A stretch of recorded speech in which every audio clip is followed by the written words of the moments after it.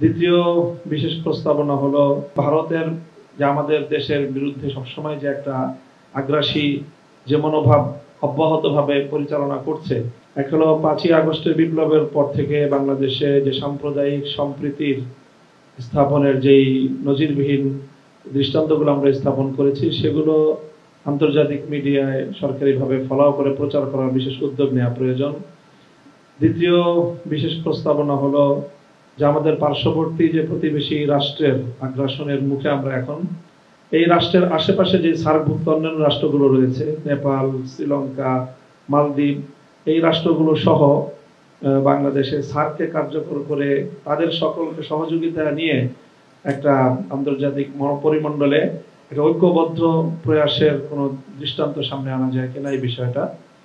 আর আরেকটা হলো যে এই যে ভারতের যে আমাদের দেশের বিরুদ্ধে সবসময় যে একটা আগ্রাসী যে মনোভাব অব্যাহতভাবে পরিচালনা করছে, সেজন্য দেশের ভিতরে ঐক্যবদ্ধ কোনো একটা গণভিত্তিক একটা প্রোগ্রাম যেখানে সকল দলের রিপ্রেজেন্টেশন থাকবে, এরকম একটা বড় ধরনের যদি আমরা গ্যাদারিং করতে পারি, সেটা জাতীয় এবং আন্তর্জাতিক মিডিয়া এবং গোটা জাতিকে আলোড়িত করবে।